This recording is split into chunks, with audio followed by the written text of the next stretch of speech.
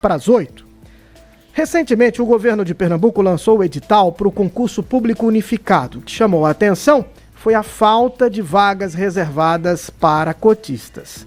De acordo com uma regra estabelecida por lei, as cotas para pessoas negras ou com deficiências só é obrigatória em concursos federais. Bom, o governo do estado suspendeu as inscrições e mandou um projeto de lei para a Assembleia Legislativa para tratar de cotas também aqui no âmbito estadual. E quem vai explicar para a gente detalhes sobre isso é o nosso repórter Patriota Júnior, que está de volta. Patriota. Pois é, de volta aqui à Manhã Cidade, depois dessa repercussão negativa, né? Após o governo publicar o edital do concurso estadual unificado sem a reserva de cotas, sem essa garantia, as inscrições foram suspensas. Mas o que é que diz a legislação sobre a disponibilidade de cotas em concursos públicos? A gente vai entender melhor agora esse assunto conversando aqui com o Dr. Augusto Quaresma, que é advogado especialista em concursos públicos. Doutor, bom dia, bem-vindo à Cidade FM.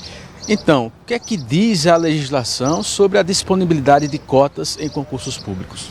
Bom dia, é sempre uma satisfação estar aqui conversando com a Rádio Cidade.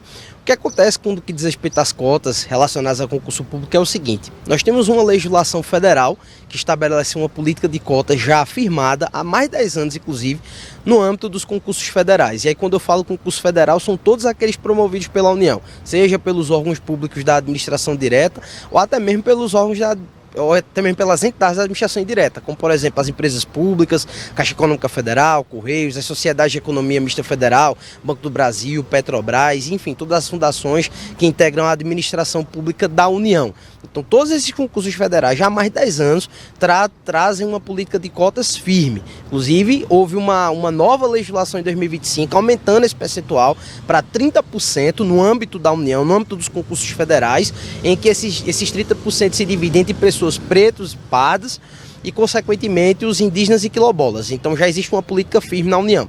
Mas a nossa Constituição Federal, ela estabelece uma autonomia para que os entes federados, ou seja, os estados e os municípios, eles regulamentam, eles tratam dessa pauta de maneira autônoma, ou seja, eles podem criar suas próprias legislações regulamentando esse assunto, em que pese já existir uma política nacional, em que pese já existir um Estatuto de Igualdade Racial, enfim, que se aplica no país inteiro.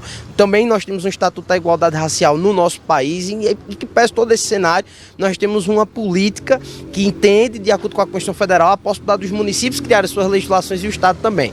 Pernambuco, como já citado, tem um Estatuto da Igualdade Racial do ano 2023, mas esse Estatuto não trazia uma obrigatoriedade, uma vinculação de que o Estado ele criasse, ele colocasse nos seus concursos, nos seus processos seletivos simplificados, um destaque, uma reserva de vagas para pretos, pardos, indígenas e quilombolas. E aí, com essa suspensão, o projeto de lei foi enviado pelo Executivo, a governadora suspendeu as inscrições desse concurso, inclusive no primeiro dia já tinham mais de 8 mil inscritos, e aí enviou esse projeto para a Assembleia Legislativa para que, com caráter de urgência e prioridade, esse projeto possa ser aprovado, consequentemente tornando obrigatória esse destaque desses 30% para pretos, pardos, indígenas e quilombolas em todos os concursos estaduais aqui no nosso estado. No caso aqui, não configuraria uma irregularidade jurídica essa ausência das cotas? Não, porque esse projeto de fato não trazia essa obrigatoriedade. Na verdade, faltava um projeto de lei que trouxesse essa obrigatoriedade, e também o que seria essencial de se fazer é a regulamentação de como seria o destaque desses percentuais para pretos e pardos, indígenas e quilombolas. Então esse projeto ele supre essa lacuna, trazendo essa obrigatoriedade e vinculação e, consequentemente, regulamentando também o Instituto. Essa suspensão temporária, doutor, na sua visão, foi a decisão mais adequada do ponto de vista legal? Para mim foi a decisão mais acertada. Na verdade, o que seria o ideal era a aprovação desse projeto antes da divulgação do edital, porque, consequentemente, não se geraria sequer a suspensão do processo seletivo e, consequentemente, um risco de que se perca aquele cronograma que foi inicialmente posto. Mas como existe essa possibilidade de aprovação com regime de urgência, desse projeto ser rapidamente aprovado e o concurso ser retomado com as inscrições voltadas também para a política de cotas, a decisão foi a mais acertada, porque existia o risco de ser judicializada, essa demanda ser levada ao Poder Judiciário e, sei lá, existir uma liminar suspendendo o concurso pela via judicial e, consequentemente, realmente era uma possibilidade que existia, fazendo com que o concurso passasse muito mais tempo suspenso. Como essa lei, nesse projeto que foi enviado para a Alep, muda o cenário jurídico dos concursos aqui no estado? Muda porque os concursos estaduais, aqueles que são promovidos pela administração direta ou indireta do estado de Pernambuco, tanto os concursos como os processos seletivos simplificados, passam a ter esse destaque obrigatório de 30%. Isso ainda vai ser aprovado, né? Ainda está pendente de discussão no âmbito da Alep, mas muito provavelmente vai ser aprovado nos termos enviados pelo governo do estado, com 30% destacado entre pessoas pretas e pardas, indígenas e quilombolas. E aí, consequentemente, nós teremos uma política firme, reconhecida e vinculante a ser aplicada nos concursos estaduais. E veja, como é que ficam as pessoas que já se inscreveram, só que com as regras antigas, antes da suspensão? Muito provavelmente, tanto o Estado junto com a banca organizadora do concurso vão trazer uma possibilidade de transição.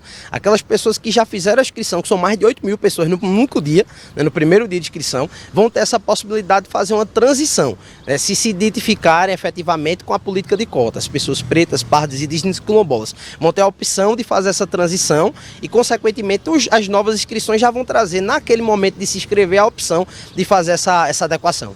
Muito bem, obrigado pela participação aqui com a gente, doutor Augusto Quaresma, advogado especialista em concursos públicos, tirando para a gente essas dúvidas, né, a respeito da disponibilidade de cotas raciais nos concursos. É com você no estúdio.